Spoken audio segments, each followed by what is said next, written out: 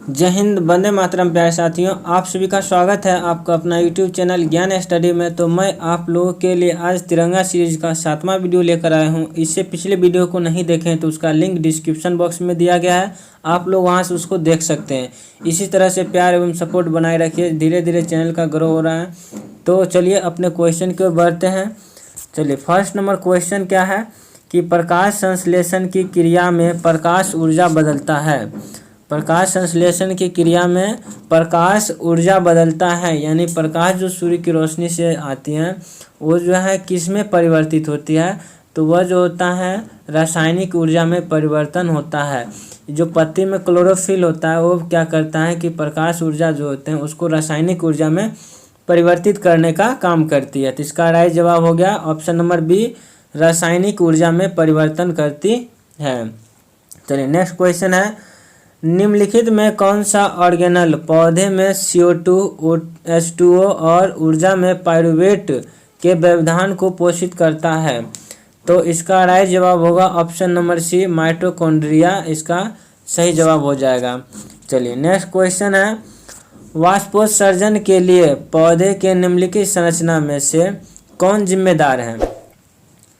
वाष्पोत्सर्जन क्रिया में जो होता है कि कौन सी रचना जो भाग लेता है, तो वो भाग लेता है रंध्र। पत्ती में मौजूद होता है रंध्र, स्टोमाटा, और इसको खुलने और बंद होने में कौन मदद करते हैं, तो वहाँ पे एक सेल्स होती हैं जिसे रक्षी कोशिका कहते हैं। उसके माध्यम से क्या होता है, यह तय होता है कि कब स्टोमाटा खुलेगा और कब बंद होगा, इसे गार्ड सेल के माध्यम से। तो इसका राइट जवाब हो गया रंध्र। चलिए नेक्स्ट क्वेश्चन है, जिस रूप में पौधे नाइट्रोजन को ग्रहण करते हैं या प्राप्त करते हैं वह है, यानी किस रूप में पौधा नाइट्रोजन को ग्रहण करते हैं, तो इसका राइट जवाब होगा ऑप्शन नंबर बी, नाइट्रेट के रूप में ग्रहण करते हैं।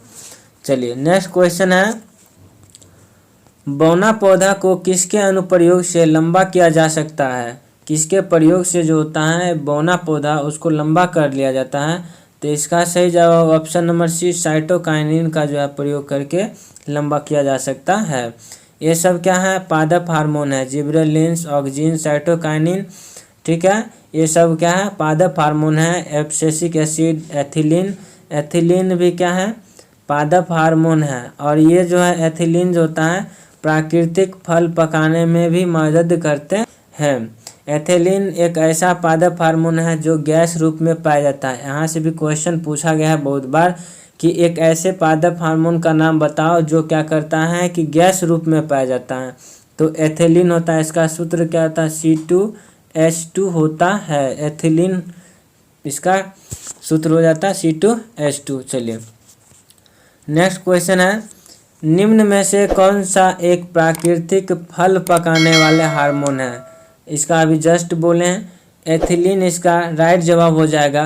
C2H2 जो होता है इसका उपयोग किया जाता है कार्बेट के रूप में, प्राकृतिक रूप से एथिलीन का उपयोग किया जाता है प्राकृतिक रूप से फल पकाने में, ठीक है। ये एक प्राकृतिक हार्मोन है, पादप हार्मोन है जो क्या करता है कि फल पकाने में मदद करते हैं। जिबरेलिन, साइटोकाइनिन और ये सब जो है जिबरेलिन, साइटोकाइनिन, ये जो होता है साइटोकाइनिन पौधे को हरा एवं ताजगी रखने में जो होता है साइटोकाइनिन का बहुत बड़ा हाथ होता है। बीज रहित फलों के उत्पादन में जो होता है जिबरेलिन और ऑक्सिन, ये दो का बहुत बड़ा रोल होता है। चलिए नेक्स्ट है, पौधे का आर्द्र पतन रोग किसके कारण होता है। SSC 2015 में क्वेश्चन पूछा गया है, तो इसका राइट जवाब होगा पेथियम डिब्रेनम जो होता है इसके कारण कौन सा रोग होता है, पौधे का आर्द्र पतन रोग होता है।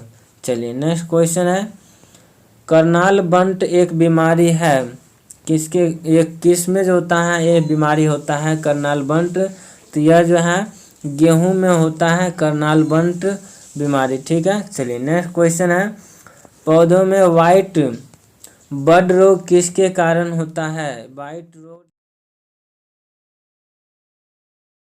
होता है और यह किसके कारण होता है, तो यह जो होता है जिंक की कमी के कारण जो होता है वाइट रोग होता है। याद रखने के लिए एक छोटा सा ट्रिक इसको कर लेना, वाइट और जींस कैसा होना चाहिए, वाइट होना चाहिए। तो जीन्स मतलब जिंक, ठीक ना, याद रखना, वाइट जीन्स याद। तो परमाणु संख्या कितना होता है? 30 होता है। परमाणु संख्या कितना होता है? 30 होता है। इसको भी याद रखना। इसका संकेत क्या होता है? Zn होता है। ठीक है, चलिए नेक्स्ट क्वेश्चन है, धान का खैरा रोग किस तत्व की कमी से होता है? धान का जो खैरा रोग भी होता है वह जिंक के कमी से ही होता है। चलिए नेक्स्ट क्वेश्चन है, इकोलॉजी शब्द की रचना किसने किया या किसने की थी? तो इसका सही जवाब होगा अर्नेस्ट हैकेल जो है, इन्होंने इकोलॉजी शब्द का पहले बार प्रयोग किए थे। रॉबर्ट ब्राउन के बारे में तो आप लोग जानते हैं, 1831 ईस्वी में इन्होंने कोशिका के अंदर केंद्रक का खोज किए थे। ह्यूगो डी ब्रिज को आधुनिक अभिवर्तन का जनक किसे कहा जाता है? तो ह्यूगो डी ब्रिज को कहा जाता है उत्परिवर्तन का जनक, म्यूटेशन का जनक किसे कहा जाता है? तो ह्यूगो डी ब्रिज को कहा जाता है। चलिए नेक्स्ट क्वेश्चन है, जीवों और पर्यावरण के बीच की क्रिया वैज्ञानिक विश्लेषण और अध्ययन को क्या कहा जाता है? यानी कि उनके बीच जो है अध्ययन किया जाता है जीवों और पर्यावरण के बीच, तो वह क्या कहलाता है? पारिस्थितिकी कहलाती है। ठीक है, चलिए पक्षी विज्ञान क्या होता है? ऑर्निथोलॉजी होता है। ऑर्निथोलॉजी होता है। कीट का विज्ञान क्या होता है? एंटोमोलॉजी होता है। इसको भी याद रखना है। चलिए नेक्स्ट क्वेश्चन है, आसपास के वातावरण में पशुओं और पौधों के संबंध के अध्ययन को क्या कहा जाता है? यह एसएससी 2016 में क्वेश्चन पूछा गया है। तो इसका सही जवाब होगा ऑप्शन नंबर ए, पारिस्थितिकी विज्ञान कहा जाता है। चलिए नेक्स्ट क्वेश्चन है, पारिस्थितिकी निम्नलिखित में से किसके बीच पारिस्थितिक संबंध का अध्ययन करता है?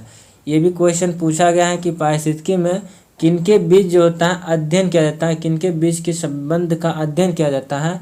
तो इसका राइट जवाब होगा ऑप्शन नंबर ए जो होता है, राइट जवाब होगा जीव और वातावरण के बीच के जो होता है संबंध का अध्ययन किया जाता है। चलिए नेक्स्ट क्वेश्चन है, पारिस्थितिकी तंत्र की संकल्पना को किसने परिभाषित किया? यानी कि जो है किसने जो परिभाषित किया? तो इसका सही जवाब होगा आर्थर टांसले ने जो है पारिस्थितिकी तंत्र की संकल्पना का जो है क्या किए थे? व्याख्या किए थे। लिंडमान के बारे में तो जानते हैं कि 10% ऊर्जा का जो है सिद्धांत किसने दिया? लिंडमान ने दिया था। ठीक है, चलिए नेक्स्ट क्वेश्चन है, निम्न में पारिस्थितिकी तंत्र के दो घटक कौन है? यानी कि दो घटक को चूज करना है जो कि पारिस्थितिकी तंत्र के अंतर्गत आता है। तो इसका राइट जवाब होगा जैविक और अजैविक, जितने भी सजीव या निर्जीव है वो सब किसके अंतर्गत आएंगे? पारिस्थितिक तंत्र के अंतर्गत आएंगे। तो इसका राइट जवाब हो गया ऑप्शन नंबर डी, जैविक और अजैविक। चलिए नेक्स्ट क्वेश्चन है, फ्लोरा और फौना का अर्थ है?